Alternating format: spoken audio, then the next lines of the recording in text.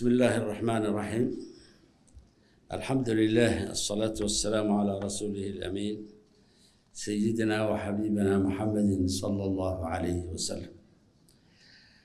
Mesdames et messieurs, membres du gouvernement, mesdames et messieurs les invités, monsieur le ministre, monsieur le président de l'Université de Djibouti, notre cérémonie est symbolique. Symbolique pour moi à bien des égards. Elle symbolise en effet l'aboutissement d'une volonté née il y a 18 ans, la concrétisation d'un long processus dont on récolte les fruits aujourd'hui. En novembre 2007, exactement, nous avons lancé l'ouverture de l'école de médecine, devenue la faculté de médecine de Djibouti, afin de faire face à l'évolution des besoins en santé publique et au manque de professionnels qualifiés. Précurseur de l'assurance maladie universelle, ce projet s'inscrivait comme une des composantes majeures de l'accès aux soins pour tous et traduisait ainsi mon engagement auprès de mes compatriotes. Depuis, notre faculté de médecine s'est imposée comme un centre d'excellence et a formé une nouvelle génération de médecins compétents qui exercent dans toutes les structures hospitalières du pays aujourd'hui. Ce succès, mesdames et messieurs, est le fruit d'un partenariat indéfectible entre notre pays et la République tunisienne. Un partenariat qui a transcendé les frontières géographiques pour bâtir des ponts de savoir et de solidarité.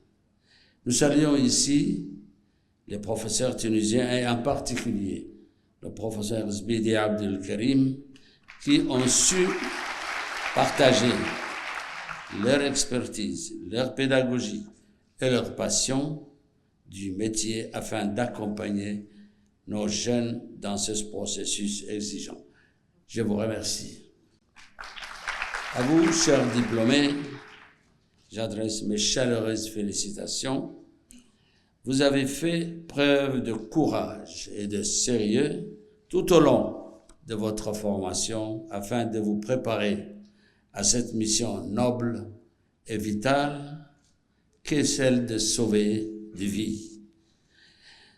C'est une satisfaction pour moi de voir que vous venez chaque année renforcer les rangs de nos professionnels de santé.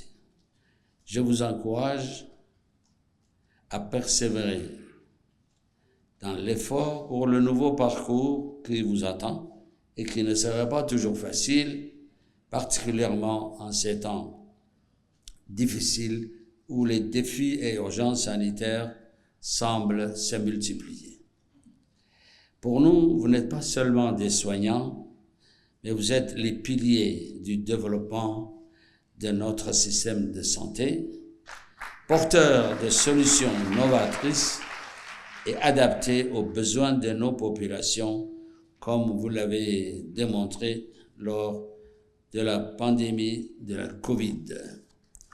Mesdames et messieurs, l'enseignement, la formation et la recherche sont un besoin vital pour toute nation qui aspire au progrès.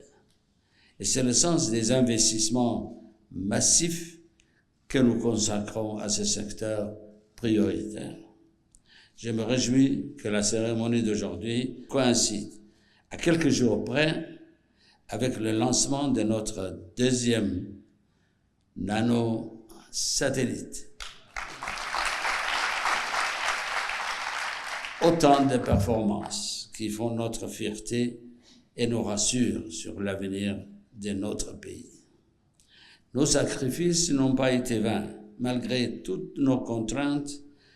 Quand je regarde en arrière, je ressens une profonde émotion et une immense fierté. En ce sens, j'engage le ministre de l'Enseignement supérieur et de la Recherche ainsi que ses collaborateurs à poursuivre leurs efforts, car nous devons toujours garder à l'esprit que la matière grise est en effet la première ressource d'une nation, celle qui fait sa force et sa richesse. Je vous remercie de votre attention.